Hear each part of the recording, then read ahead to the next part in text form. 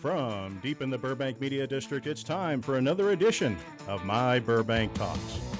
This podcast is presented by the staff of myBurbank. Now, let's see what's on today's agenda as we join our program. Hi, Ashley Erikson here with myBurbank with another episode of Women of Burbank. And I have Korinna Domingo here. She's a wildlife biologist from Burbank. Throughout the years, she has worked on a variety of wildlife projects that include species such as black bears, mountain lions, porcupines, river otters, and Roosevelt elk. She received her BS degree in wildlife management and conservation from Humboldt State University. Korinna is the founder and director of the Cougar Conservancy and is also the director of conservation programs at the National Wildlife Federation California region. Korinna helps communities coexist with wildlife, including our native big cats. As a native Burbankian, Korinna grew up looking at the Verdugo Mountains and will be sharing with you all about the animals that live there today and our work around the region in enhancing human-wildlife relationships. Korinna is an alum from Roosevelt Elementary School, Luther Middle School, John Burroughs High School, and Options for Youth. Welcome, Korinna. Thank you for joining us today. Thank you, Ashley. It's really exciting to be on myBurbank. Like, this is my city. This is where I grew up. So thank you for having me. You're like a full-blown Burbankian. I'm a Burbankian. Yeah, you are. My son just left Luther. He'll be joining Burroughs next, so he's gone to two of your schools. And I always dress according to my podcast. So a couple episodes ago, I had my beekeeping shirt and I had my bee tattoo. And today I have my P22 shirt. I love the swag. And of course, my mountain lion skull tattoo. So I'm really excited to talk about mountain lions today. But first, tell me about what your background is in wildlife and how you got interested in conservation. Yeah, so how I got interested in conservation, I remember just being a kid. It was the 1990s. I was skateboarding and razor scootering around Burbank with pretty much no parental supervision. And so when I wasn't outside, enjoying, just the outdoors, I was inside the house watching television. And so unlike a lot of the people who go into wildlife conservation, who have, multi-generational families who grew up hunting and fishing and birding, I grew up in the big city. And so on TV at home back then was who else but Steve Irwin. And so I grew up watching him wrangle alligators and crocodiles in Florida. And I think that's where I really started to fall in love with wildlife and with nature, was through visual media at home on TV. Later on, obviously, I would go on to learn more about the native wildlife all around us, but it really started with Steve Irwin and seeing those awesome science communicators on the screen trying to get people to love animals that were really misunderstood. Mm-hmm. Yeah, Steve was my idol growing up, and that's something we share. And then Jeff Corwin came around, and I absolutely loved his show too. But I had the dream of moving to Australia and working at that zoo with him, and I still live vicariously through Bindi and all of her efforts. So June 12th is actually National Cougar Day, which I'm very excited about. When did your love of cougars come into the picture? Yeah, honestly, it wasn't until later in life. Even though I knew that wildlife existed in, these faraway lands, I really never thought about wildlife being here in my own backyard. I had already been going to school for my wildlife science degree, and back at Santa Monica College, when I was still there, I picked up a book written by Beth Pratt, When Mountain Lions Are Neighbors. And that was actually, it's kind of embarrassing to admit, but that was really the first time I had acknowledged and really realized that mountain lions are here in our own backyards. So I really got a late start, really, in understanding wildlife that lives all around us in the United States and within LA specifically. Mm-hmm. That's pretty incredible. And you work with Beth now at the National Wildlife Federation. What has that been like? Yeah, it's been awesome. I came on during a pretty insane time for the campaign. I came on a little bit over a year before we would break ground on one of the world's largest wildlife crossings on the planet, the Wallis Annenberg Wildlife Crossing. Since then, we broke ground on construction. We're now in phase 1, and so it's been a whirlwind, but it's been great. Amazing. And the crossing is going to be absolutely incredible. We'll talk about that in a little bit. But you just celebrated your 3-year anniversary of the Cougar Conservancy, which is your Woo! baby, which you built, right? Congratulations. Thank you. So, where did the idea for the Cougar Conservancy come from, and what need did you see was out there that wasn't being fulfilled? Yeah, I mean, it was, I think, an accumulation of different things, but what really sparked it was when we lost mountain lion P56 to a legal depredation killing in the LA area. I had previously worked with him on a few of the cases, I would say, where him and his sibling had, gotten into some trouble with some folks. They both took some domestic animals over the time that they were dispersing and trying to find their own home ranges and territory. And during all those incidents, I had been able to work with residents in safeguarding their animals successfully, and therefore he wasn't going to be killed on a permit. And so I didn't work on the case that resulted in his eventual death. And that's what really stuck with me is, how can we prevent these things from happening, and how can we really empower people in living with wildlife successfully?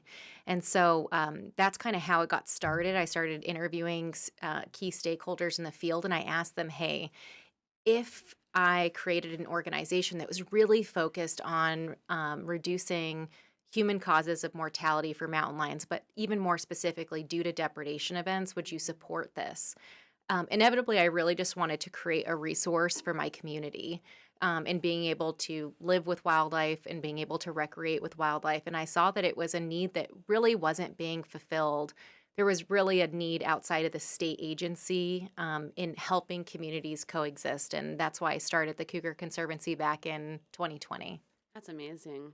So Thank what you. what resources and services do you provide other than, I mean, you're obviously educating people on what to do, Mhm. and you help build cougar safe enclosures for pets. So give me a rundown if someone is going to call you, Mhm. like you just had a call the other day. I sent someone to you. They had a mountain lion in their backyard. They have pets and they have kids and they don't know what to do. Yeah. They're going to call you first. Tell me, like, walk me through the steps of what that's like. Yeah, so a day in the life, pretty much someone could call, like you just mentioned, our conflict hotline, right? Mhm. And in a recent case, the reporting party said, "Hey, there's a mountain lion in my neighborhood, in my front yard. It's been around for a few days. People are frightened, people are scared. We don't know what to do. Can you please advise us on what steps we should be taking?" And so that would trigger what I would call a conflict prevention visit, where we go out at no cost to community members, either before a conflict occurs, a conflict prevention visit, or after a conflict occurs, a post conflict visit. And we speak with homeowners and residents about what their needs are on their property. We look at different um, factors on a property that may lead to increased risk in negative interactions with wildlife. So we look at landscaping practices. How are their hedges cut? How can we help improve visibility for homeowners who have small children or have dogs? And Mhm. so we provide recommendations on everything from like cutting back hedges to making sure you're picking up fallen fruit in your backyard to not entice coyotes to come and eat Mhm. that when you're sleeping, to advising folks on keeping children close and so on. And so we take all these different notes while we're there, of course, with permission to be on the property by the homeowner or by the resident. And we simply just provide recommendations for reducing risk. After that, it's inevitably up to that individual to really figure out what they may or may not want to implement as part of that visit. Mhm. And they do that based on their comfort level, their willingness to coexist with wildlife, and a bunch of other factors. Yeah. So, can you tell me the hotline if for anyone that's interested? Do you know it by heart? I actually I do know it by heart, but I also don't want to butcher it. Like now that That's okay. you've mentioned I'm it, gonna yeah. put it in the bio, so we will have quick access to the Cougar Conservancy and the hotline. Awesome. And so if I'm a homeowner and I want to secure my animals, you help with Yes. facilitating that build as well. Yeah, so another one of our services, aside from the free coexistence visits, is consultations on everything from cougar-proof enclosures to non-lethal tools that we can use at home or on the trail, like bear spray, air horns. So we do a bunch of different trainings like that. We can also help folks understand how to set up a remote trail camera to monitor wildlife activity in their own backyard. Mhm. But specifically to your question on enclosures, yes, you can sign up for a virtual consultation if that's easiest for you. Or we can go to the property and either look at a space that you may be thinking about building an enclosure in. Most folks actually have a structure that they already kind of have set up for their dogs or for their hobby livestock Mhm. that they may just want to simply retrofit.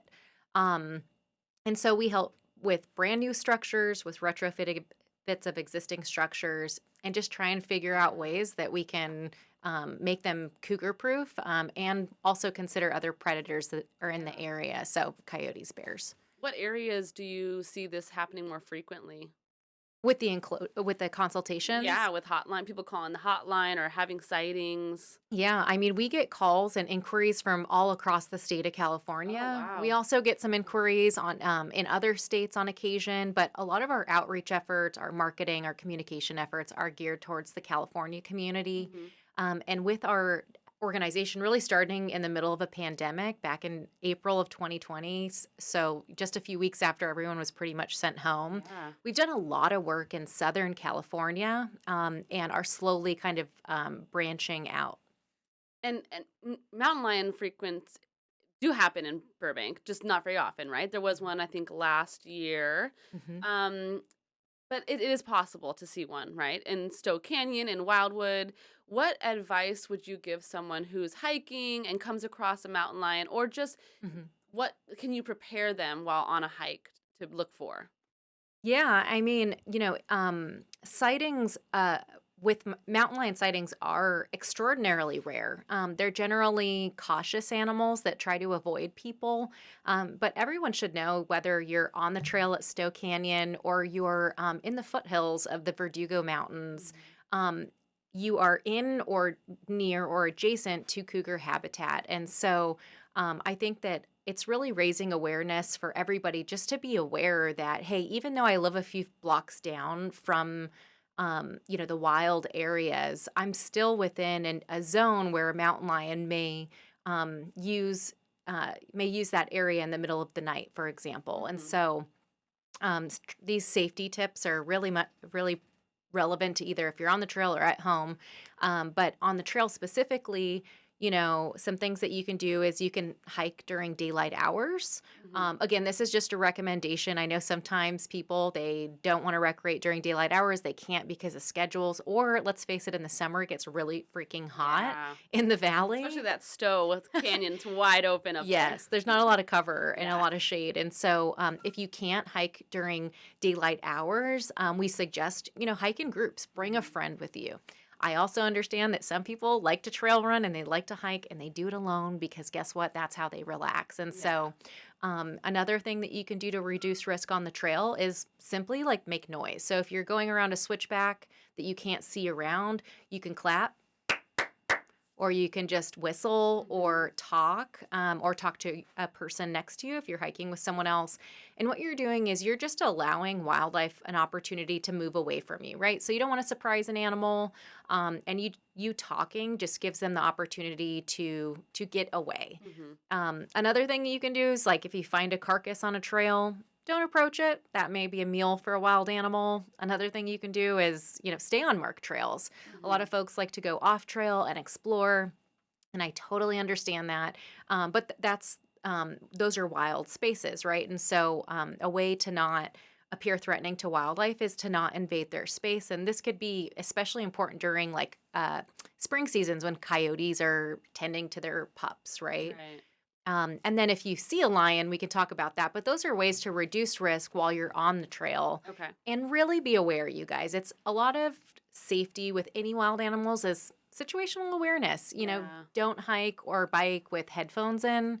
I know we love to listen to our favorite podcast on myBurbank, but wait for another time where you can really focus on the podcast and not do both things at Yeah. once. And when attacks do happen, is it mostly people or people with dogs? So, when you talk about attacks, are you asking about attacks on people Yeah. specifically? Like I read these articles where they're coming down out of trees and Mhm. pouncing on someone, usually a bicyclist or someone with a Mhm. small child or someone with a small dog. So it's probably really important to keep those small people and animals close to you at all times, right? What advice can you give on that? Yeah, so, not only is seeing a mountain lion extremely rare, and encountering one, but even much more so, attacks on people are extremely rare. But of the very limited data we do have on attacks on people, children are more represented in that data. And so we want to keep small children close to us. And I mean, really within arm's distance. Okay. That's a recommendation. You can choose to follow that or not as you wish. Again, I'm simply here to provide information for folks. And that goes for at home too.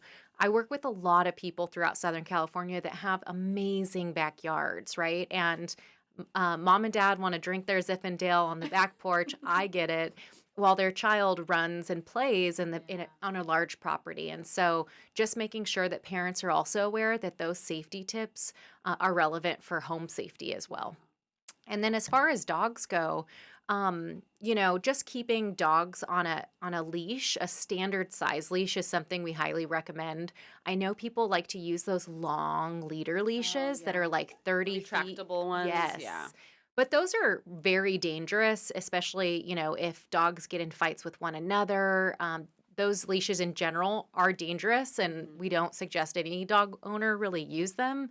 But for the purposes of predator safety, a standard leash, so less than 6 feet long. Practice with your dog to make sure that your dog knows how to listen to you. It knows how to stand firmly on a leash beside you if it's a large dog, and you're in a wildlife encounter. Mhm. If it's a small dog, you do want to try and pick up your small dog if possible without bending down or crouching down for long periods. And the same goes with children. If you, again, rare circumstance, if you happen to encounter a cougar and it gets to a point where you feel like you need to safeguard a child, you can put yourself in front of the child in between the cougar. So is it the same with black bears? It's like be loud, be big, right? Is it the same kind of thing? Black bear safety is, I feel like, a whole other Oh, okay. podcast. Yeah, we'll have to find a black bear conservancy. But it is, I love that you bring that up, though, because as you mentioned, you guys in Burbank absolutely have a new mountain lion. They're calling it the Latuna Puma. So that's a Ooh. common name if you're on social media. A lot of people are talking about the Latuna Puma. And the Verdugo Mountains also has a mama black bear with 2 babies right now. Oh, that's And amazing. so that's especially important. And a lot of the coexistence tips, especially for at home that we talk about with people to reduce the likelihood of a negative interaction with a mountain lion, are the same with with a bear. So reducing attractants, making sure your trash is secure. All that kind of stuff is also going to help you coexist with bears as well. So take me back to the Latuna Puma. Yeah. So is this the only mountain lion that we have in our area that we would see? Yeah, this is the only mountain lion that we know of right now that are in the mountains. We did have a collared lion named P41 here in the Verdugo Mountains that was being tracked by the Santa Monica Mountains National Recreation Area, National Park Service, Mountain Lion Study. Big Let me name. take a deep breath after that one. So P41 was a male. We know that there was an uncollared female here in the Verdugo Mountains for many years, and her nickname was Nikita because she had a nick in one of her ears. Oh. But she hasn't been caught on camera for well over a year now, and P41 did pass away after a wildfire here. And so the only lion that we know of that's in the mountains right now is the Latuna Puma. Is that the one that was walking down Glen Oaks, past Glen Oaks last year? We don't know for sure, but it is Okay. likely that it's the same mountain lion. And is it a female? Is it a female? No, I believe it's a male. Okay. I think that Joanna Turner, she's a community scientist here in the greater LA area. She's also a wildlife photographer and an advisory committee member of the Cougar Conservancy. She's been monitoring wildlife in these mountains here for a decade now. And so she has caught a lot of footage of the Latuna puma. And I'm pretty sure it's a male. Joanna, I am so sorry if I got that wrong, but I'm pretty sure it's a male. Okay. Let's talk about the names for a little bit for people that don't know what the P stands for and these numbers. Mhm. So the P stands for puma, right? Yes. And then the number stands for the number that it was collared in the order. Yeah, the number that it was tracked as part of the National Park Service study. So, not Okay. all mountain lions that get a number get a tracking collar because sometimes they do den Mm. checks, right? And they're able to get in and see the kittens. So, the kittens will get a designation even though at that time they may not get a collar. They'll have a tag on their ear or something like that. Yeah, usually they mark them with an ear tag, and sometimes they put in something that's similar when you take your cat or your dog to the vet and you get a little pit tag Little chip. installed in them. Yeah. They also can chip them. Okay. Mhm. So this Latuna puma, does it have a number? It doesn't right now. No, Okay. we're And it doesn't have a collar. it doesn't have a collar. It has never been tracked formally by the Wow. National Park Service yet. However, the Verdugo Mountains is part of the National Park Service study area. Okay, so it's only a matter of time till this little puma gets its number. Well, hopefully, but we'll see. Yeah, We'll see if they decide to collar another it. famed mountain lion like P22, my P22 shirt. And so let's talk about the name. We have puma, we have cougar, we have mountain lion. Are they all interchangeable? Do you use some versus others in scientific work? Mhm. Like, what's the story behind that? Yeah, so when we're talking about the animal, a mountain lion, we're talking about the species Puma concolor. So that's the genus and the specific epithet Puma concolor. But when European colonists came over on the eastern seaboard and they started communicating with a bunch of the different indigenous groups and indigenous peoples, we realized that each individual group had their own name for mountain lion. And so they actually hold the most names of any animal in the Guinness Book of World Record. Wow. Uh, I did not know that. and they're regional too. So some, like you said, cougar, panther, Oh, yeah. catamount, klondike, ghost cat. They have so many different names, and they tend to be regional. So in California, we do tend to say mountain lion more, Mhm. but in places, other places, they say cougar a lot more. Yeah. And in Florida, it's Puma concolor corii. So actually, there is a specific subspecies of the mountain lion in Florida, and the common name is Florida panther. So that's why Right. we have scientific names in science, so we can make sure we. Because the Florida panther is not the same as the California mountain lions. It's a distinct subspecies, Mhm. yeah. So, and the reason why that is when European colonists were, landing here, we had bounties, right? We had bounties on native predators like wolves, bears, mountain lions. We have a very ugly past where we had bounties on indigenous peoples, and so as there was government sanctioned bounties on predators, mountain lions started to disappear from the eastern seaboard, but they it was very difficult to get into the Everglades, right? Mhm. And because hounds that were used to hunt down animals actually like get eaten by alligators in Florida. Wow. So They're not the top predator over there, huh? exactly. So, I mean, they were able to have a small stronghold in the Everglades. And so they've been actually isolated from other mountain lion populations that were once in that area but are now eradicated. Wow.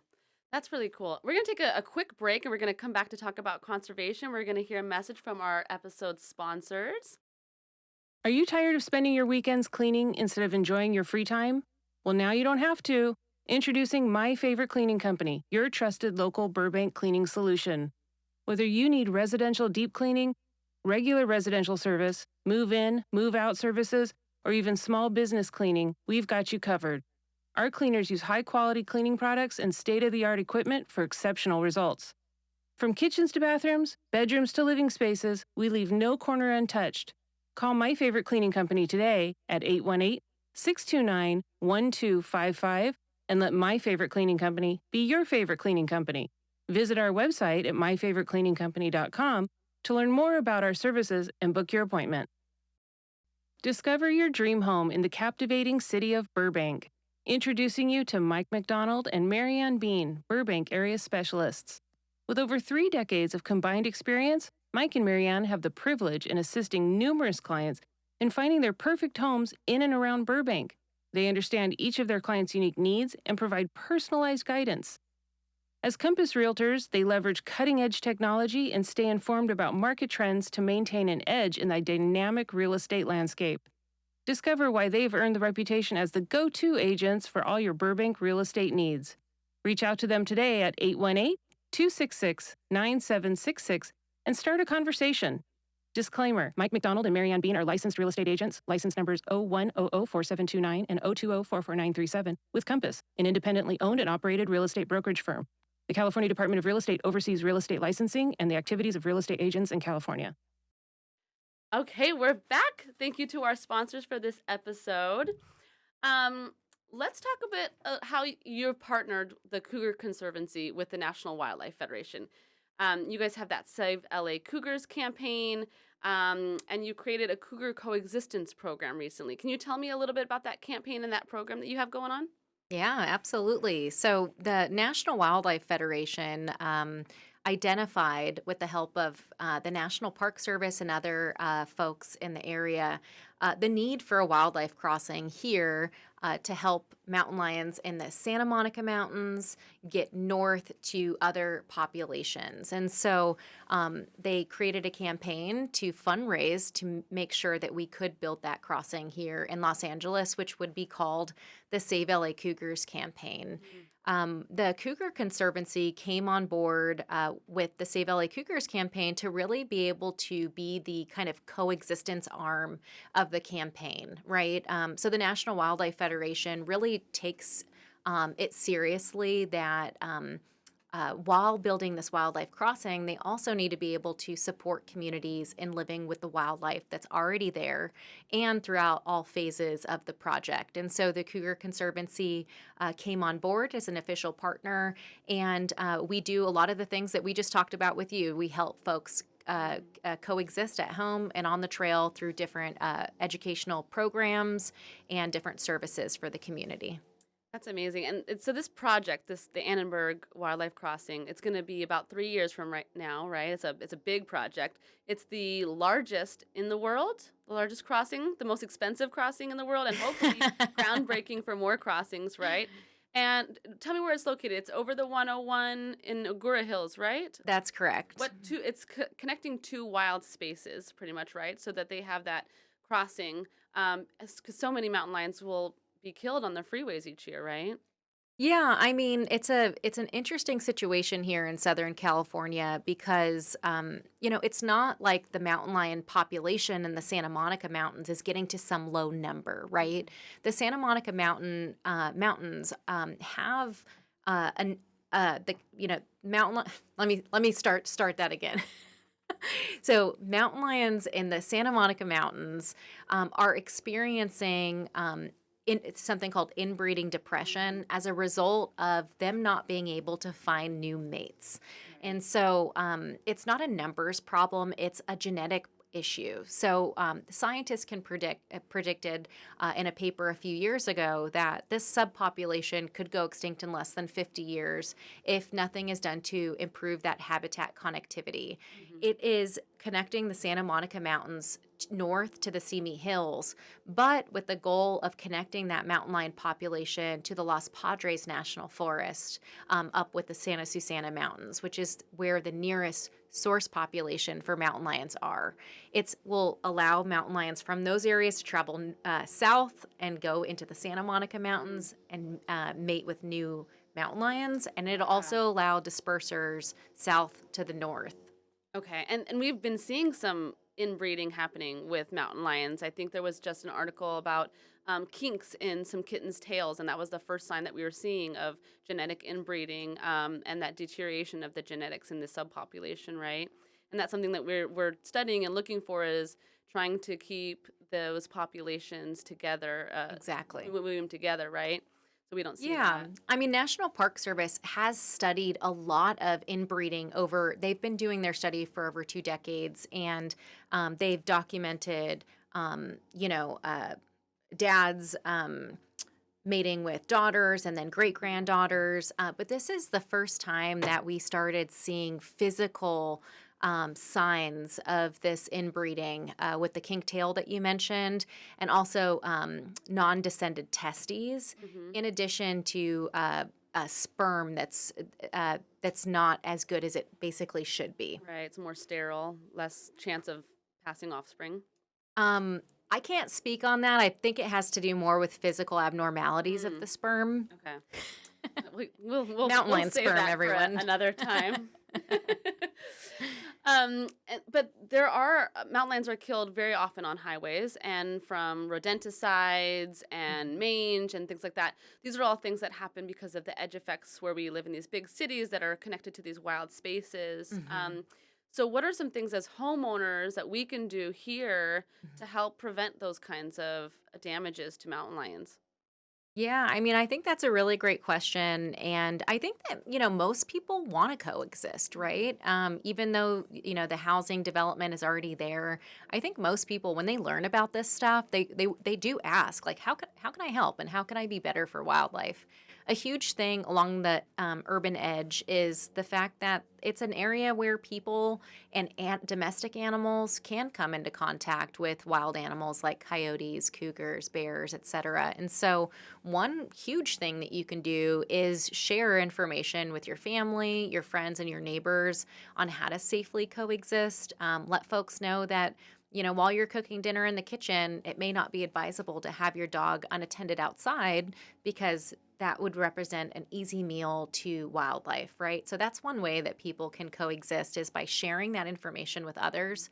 I get that areas of the internet like Nextdoor and some Facebook groups can be really toxic, but I think that most people are receptive to information if you give it in a way that's non-judgmental. If you just say, "Oh, hey, here's a video on this topic. This may help you," stuff like that. Hmm. There's also some barriers that you may not be thinking of on top of your head, right? So, something I always like to emphasize for folks when they are trying to communicate with neighbors about coexistence is, what barriers may your neighbors be facing? So, if you have that one neighbor that always has their trash overflowing, talk to them. Maybe it's the fact that they can't get their trash can out, and that's why their trash is always overflowing and the coyotes are always at that house, right? Yeah. Landscaping practices, if you have a homeowner association, especially, you can make really big change by trimming hedges 2 to 3 feet off the ground.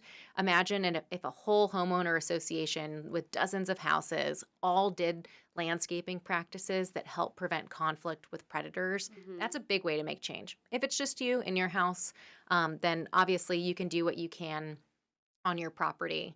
Don't feed wildlife directly or indirectly. So make sure outside, if you have pets, try and feed your pets indoors. But if you're not able to do that, and you have to feed your pets outside, try to make sure that it's inaccessible to wildlife. Some folks really don't make the connection that feeding something like a raccoon, right, your dog food, it's really cute. And I agree, raccoons are so cute. They're one of my favorite animals.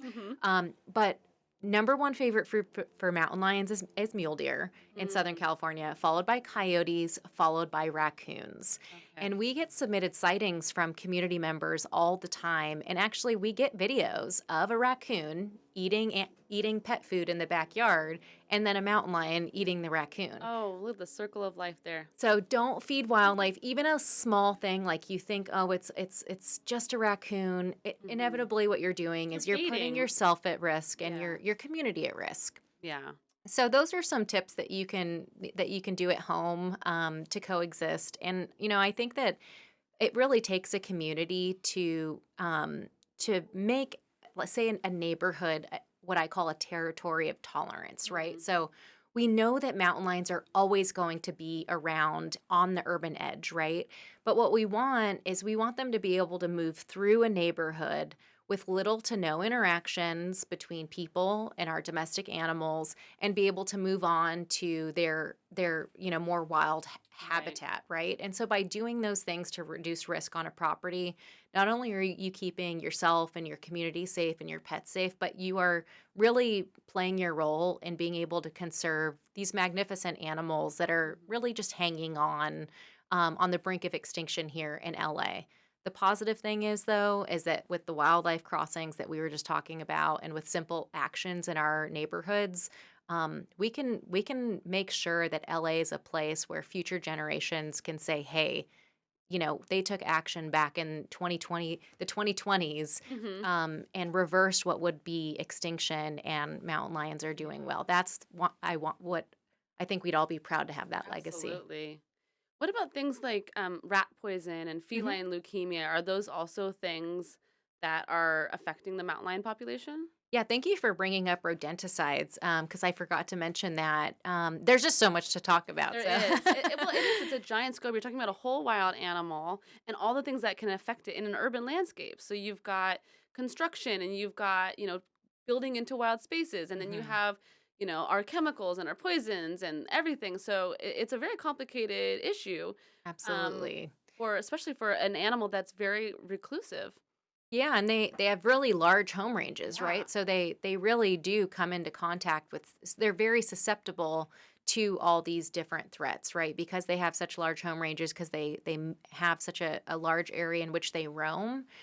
So yeah, rodenticides are a major cause of mortality for the Southern California mountain lion populations, especially the population we've been talking about that National Park Service has been studying here in the Santa Monica, Simi Hills, and surrounding area. It was actually kind of surprising to know that rodenticide mortality is one of the leading causes of mortality for this Oh, subpopulation. wow. And so, we really need to prioritize rodent management practices that emphasize, non poison Yeah. alternatives. So, for example, I rent a home in Burbank, just down the street, and I heard chaos happening in my attic. Right, it was very cold. Oh, no. I say that with air quotes. Everybody, it was very cold in Burbank that month. And the eastern fox squirrels made their way into my attic. Okay, and they were romping around. They were taking out the insulation and using that insulation to build nests in the trees in my backyard. Oh, I'm my not even kidding. gosh. So what do? You don't put out poisons, right? I called um, and we got an exclusionary specialist out to make sure that we filled all the holes, that we closed off all the holes in my rental home, Mhm. both the bottom part of the house and the attic, and making sure that what they used. I was out there with my clipboard and I'm like, okay, guys, we have to use mesh that is smaller than a dime, right? Because rodents can get in very, very small spaces. So Mhm. I wanted to make sure that if my landlord was going to spend the money, that it was done right, and with the hope that we would never use poisons on the property. Yeah. Another thing is like making sure that your barbecue is clean, and making sure you're not, attracting rodents with food outside. Trash, right? Trash is a huge issue, but also clutter. People don't think about, their properties and, having a bunch of clutter outside and how that may contribute to having rodents. Yeah. But actually, I've put cameras on like cluttered areas in people's backyards as part of our conflict visits. And the rodents are there, and then the bobcats are there, and then the coyotes come because and Yeah. it's the whole food chain. So Yeah. doing your part to reduce that rodenticide is a huge thing. And there's been recent laws passed where there is a temporary moratorium right now on a few of the different second generation anticoagulant rodenticide poisonings. Mhm. But until the study's going on, it's not a permanent ban, right? And so we really have the opportunity as a community, and if you're a homeowner leader or anything like that, to really think about what's our long-term solution for this and for our city. Yeah. And there's so many aspects that come into mountain lions, and you have created and worked to build the most extensive and thorough mountain lion FAQ I have ever seen in my entire life. Thanks, Um Ashley. Tell me about that project. I mean, it covers everything on there. Yeah, I mean, when I started doing this work with mountain lions back in 2016, it was really amazing to me to see that there was so little resources for people to be able to go and get a lot of their frequently asked questions answered. And then, the Wallis Annenberg Wildlife Crossing partners, over the years of developing this crossing initiative, were also thinking about those same things. How do we make sure that all of the crossing partners can answer the community's questions in a way that's scientifically based and consistent? And so over the last 2 years, I've been working with partners, the National Park Service, National Wildlife Federation, and Cougar Conservancy to put together all of those questions we've received over the years and try and answer them in a way that is based on the latest science, because science changes, right? Yeah. Based on what we know, based on what we don't know, in order to just provide folks with good information. On social media and online, there's so much information. Yeah. And then there's like, your neighbor saying, oh, well, if you play a radio at night, that'll keep the mountain lion away, and things like that, right? Yeah. So how do you make sense of all of it, and where do you go to find the best information? And that was our goal here. Yeah. Just to give people an understanding of how complex this FAQ is, I had to write this down because I was so impressed with all the subtitles. It covers everything from sightings and observations, policies and law enforcement, biology, behavior and ecology, conservation, human cougar conflicts, wildlife crossings, conflict mitigation, wildfire and drought, injured or dead wildlife, and that's like just the tip of the iceberg. It just goes on and on and on. So, out of all of those subjects and questions, what would you say is the most frequently asked question out of everything that you get when you get people calling the hotline or commenting or messaging you? What is the top one? Yeah, I think a lot of the inquiries really stem from, hey, from fear, right? Mhm. From how do we handle a mountain lion being in our neighborhood? And I think a lot of folks, because so much of how we view predators in the United States is based in media, right? I mean, look at what Jaws did for great white sharks, right? And so I think through media, we've really been trained to think a certain way and see wildlife, especially predators, through a certain lens. So I think most of the time people are fearful, and really it's up to us to be able to provide them with information that kind of dispels any misconceptions, right? And really allows people to understand truly like mountain lion behavior, so that they can understand ecology and how mountain lions behave in a landscape, so that then people can know what that they can do to be Yeah. safe. And so we try to make that as a building block. But things are like, how do I keep my kids safe in cougar habitat? How do I keep my pets safe? Those are the most common questions, I would say, along with the tools. Yeah. The audio deterrent devices, the lights. Do motion activated lights reduce conflict with predators? Things like that. People want to know, what can Yeah. I do? And a lot of times they don't have access to that information. And probably just educating that how important this species is to the ecosystem, right? This is a keystone species, and I'm sure you get the call where, how do you get rid of it? Like, how do you get this mountain lion out of here? What can you do to get rid of it? I'm sure there are people that are going to ask those questions, right? Mhm. What laws are in place protecting mountain lions in this area? Yeah, that's a great question, and you're right. People do ask that. The call that we were talking about earlier, um, you know, uh, the individual on the conflict hotline really said something that stuck with me. They said the city approved a luxury development in this area, Mm, but they didn't say we'd have to fear for our lives. And I think that really speaks to the lack of information that people have on the true likelihood of having a negative interaction, right? How attacks on people are extremely rare, how it's not necessarily abnormal for mountain lions to be in our neighborhood, right? right. Those very basic things. I mean, I'm engrossed in this work, but I acknowledge that the rest of society isn't. And so um anyways, that's the type of stuff that people say that sometimes it really like knocks my socks off. Yeah. I forgot your original question now. I did too, because that what you just said gave me chills. Um, God, what did I say? Oh, we talked about the protections of mountain Oh, lions. thank you. Yeah. Yeah, so Back in 1990, so I was born in 1992. What year were you born? Oh God, 86. 86. Okay. So, no, I love that. So, before I was born and shortly after you were born, right? 1990 was the passage of Proposition 117, which would designate mountain lions in the state of California a specially protected mammal. So that basically meant that we were no longer able to hunt mountain lions recreationally. Californians looked at how, they were eradicated on the eastern seaboard. They saw some of the management of different western states, and they were concerned that, maybe one day in California, we wouldn't have mountain lions here. And using the precautionary principle, over 50% of the public voted yes on Prop 117. However, mountain lions could still be killed if they damage property. And property is a chicken, a goat, your pet dog, right? And so when we were Only talking living property, or could it be? for mountain lions, it normally is, but Yeah. there is depredation. Like you can define depredation with like beavers damaging property and Right. elk trampling pumpkins, which happens up in the Pacific Northwest. But for mountain lions, since they're It's an obligate livestock. carnivore, it's usually animals. And Yeah. so they could be killed, however, through that on Proposition 117. Again, despite them being especially protected mammal. But fast forward to 2019, I was part of a team that petitioned the California Fish and Game Commission to list select subpopulations of cougars under the California Endangered Species Act. So not the federal, but the state.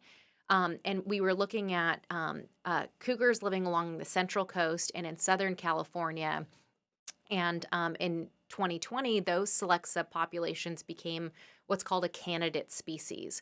While that determination and that decision's being made, mountain lions right now are protected in those areas as though they're a state threatened or endangered species. So if they damaged property, they would still be protected. Well, that's where it gets a little hairy. gosh. So back a few years ago, just policy nerding, there was Assembly Bill 8, which would, really try to get at the ultimate causes of conflict, which are a lot of times unprotected domestic animals. Out of that AB 8 or Assembly Bill 8, that bill was dropped. California Department of Fish and Wildlife looked at its policy internally, and they revised the depredation policy. So instead of killing a mountain lion the first time, it damaged property in the Santa Monica Mountains and in the Santa Ana Mountains. They instead would implement what's called a stepwide policy, where there would have to be 3 depredations by a cougar in order to receive a lethal permit. So that was kind of the spark of a lethal and non-lethal depredation permit for mountain lions. It's like giving the mountain lion a warning, and then a warning, and then a warning. Well, technically, it's more so what it does is it puts more emphasis on that the person who owns that animal to implement the non-lethal stuff we've been talking about on this call, the cougar-proof enclosures, appropriate fencing that prevents cougars from getting at domestic animals. And so, but in 2020, when they became a candidate species in those along the Central Coast and in SoCal, that stepwise permit policy was expanded from the Santa Monicas and Santa Anas to that entire area. So now that is the depredation policy for that area, and then outside of it, it's technically still the standard depredation policy. That's great work that you did. Congratulations on that. That's Thank a you. big step for conservation of cougars. Yeah, and a decision's going to be made soon. It's 2023, and the California Fish and Game Commission will be deciding on whether or not these subpopulations will be listed. It's a pretty historic decision, and in these proposed areas, mountain lions really are at risk. I mean, right, the Santa Monica Mountains that we've been talking about and that subpopulation, again, could go extinct in less than 50 years. So if we don't act now, when are we going to act? Yeah. And, we don't want to wait until mountain lions disappear from Los Angeles, right? So Yeah. it's a pivotal time. And there's so many more questions, and there's so much more information that you have out there, and you've created a video series on your Instagram now. Are those the same questions that you have on your FAQs you're turning into videos? Exactly. Okay. Yeah. I mean, because, we found that some people prefer to read, certain Yeah. demographics love to read more than others. We know that like younger audiences really love TikTok, Instagram Reels. And so we tried to have something for everybody there. And so we created a new video series for that.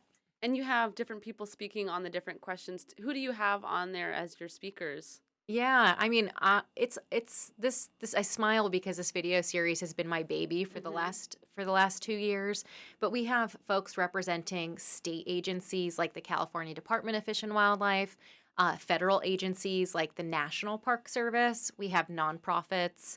We also have our indigenous partners, Tina Calderon, Stephen Garcia, Alan Salazar, representing different indigenous communities, and some non-scientists as well. I'm a huge believer that that anyone can be a science communicator and a communicator on conservation issues. Yeah. And so getting everybody together for that, we also had some state electeds. We had Senator Ben Allen, a representative from Senator Henry Stern's office. And that way we can really get this video series out to as many people as possible. And I personally felt that if it was just my face on it or just a few nonprofit faces, it may not kind of have the same weight as having all these leaders be part of the campaign. So I think collaboration in conservation in general is just the way to go. Absolutely. I think it shows who's, finds importance in this and who's invested in this. I love watching the videos. Thank you. So if you want to find out about this, I will put a link in the bio of the Instagram, your Cougar Conservancy website, your hotline. Thank you so much for today and teaching us all about mountain lions, one of my favorite animals. I think you do such incredible work in not just the Burbank Hills, but in entire California. So thank you for doing everything you're doing.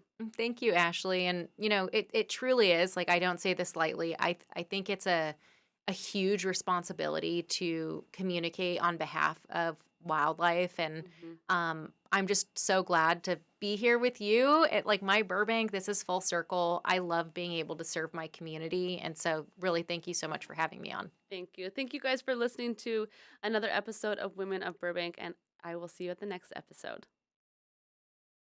myBurbank Talks would like to thank all of myBurbank's advertisers for their continued support.